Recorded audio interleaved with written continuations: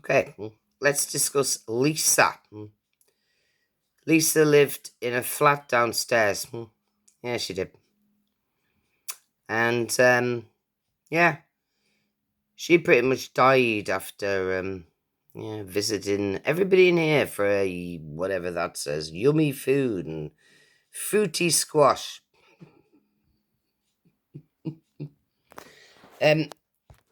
I'm going to explain this to you in the only way I know how. Lisa was basically chopped in little pieces and apparently removed via a fridge. I'm a spiritual scientist. Somebody could have put that rubbish in my head. That's the backside or downside of being a spiritual scientist. You get played with. So I would be Shiva.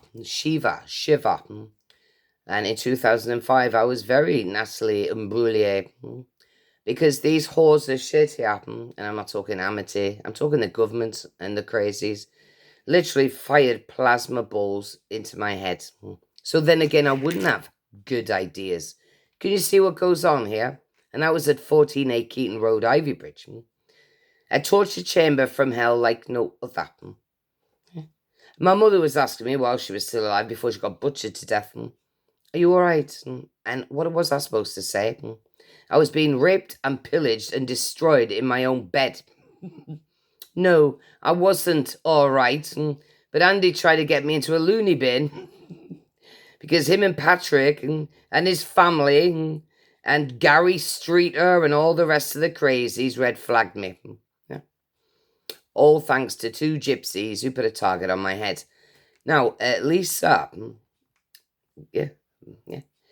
Lisa died in suspicious circumstances, apparently.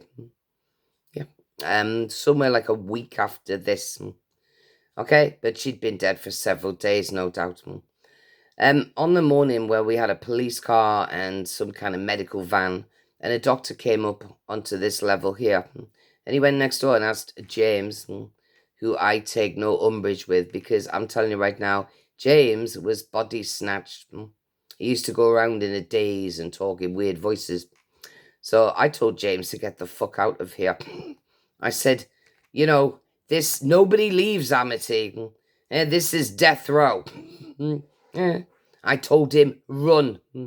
They bashed hell out next door, and all they did was come and repair it. Yeah, he basically took my back. He called me legend, and he managed to get out. I don't care who did what in here. People are used and body snatched to do government, basically, contracts. It's just business to some of these people. A lot of them are military. Now, Lisa came in here because I needed somebody after my daughter and my sister refused to see me because of the lies that have been said about me. And she was helping me with some shopping. And I give her 20 quid. And I said, look, for Christ's sake, I'm not trying to get between you and any drug dealers because I don't want to be attacked out on the streets. It's not safe, especially with what I know happened with Rosie next door. Okay? And so anyway, Lisa, she came up and she started basically milking me. I must have been the fastest milkman in the West. I said, Lisa, you've not long been up here and asking for money. I'm going to tell you right now, I'd love to go out and spend my money that I can't go out and spend my money because I'm basically a woman in chains. I did warn her about helping me. I did. I said, I'm afraid anybody who comes inside my circle is likely to die. I didn't hold back. And she was like, well, yeah, whatever. Have you got 20 quid or not? So she'd have to sit there for 10 minutes while I gave her a little lecture on life and stuff like that. And it was basically, And so anyway, she was helping me. And she hit my punch bag and she said she was as strong as basically an ox, not the original quote. And she said she survived jumping off the Tall Point Ferry. Not the Tall, God, somebody did jump off the Tall Point Ferry. That was after watching The Exorcist. No, she jumped off the Tamar Bridge and survived. Okay? Now, everybody's got ears and eyes on this place.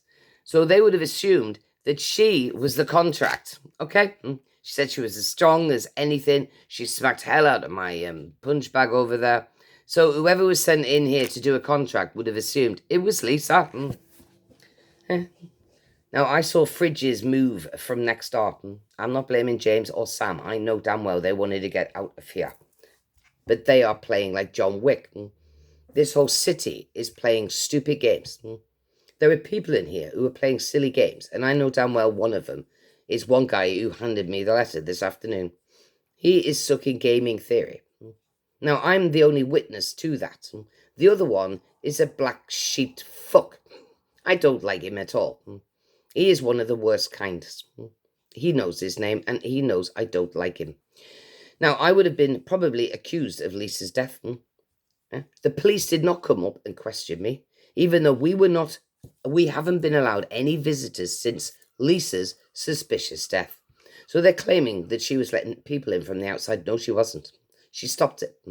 She was tidying up her stuff. She was getting a sister to help her sell some of the clothes, and she was going to tidy up her life, and she wanted to get off drugs. She'd already got off alcohol. And, I thought, well, it's up to you. Now, she told me that she went to Harbour House, and Harbour House said, no, you've got to be stabilised. I said, Lisa, I don't like the sound of stabilised. It sounds like safeguarding. And whenever somebody says safeguarding to me, bad things happen. So you can imagine what stabilised must mean in code. A week later, she was stabilised, all right? I was told she was dead. Okay. Now, I took a photograph of Lisa with her phone in my flat up against my door. And these bastards would probably say I was a suspect. No. And I really don't care if next door did it or downstairs did it, because most people are in here would be willing to stick somebody's head in a black plastic bag and pass it on to have the outside. That's what goes on in Plymouth. That's what's going on right now. People are being basically butchered. It's students, it's everybody. Everybody is backstabbing each other. That's what this place is. They turned a blind eye to everything, and then they accuse the one who is trying to tell everybody, you must understand what's going on here. You are being controlled by technology and the agenda.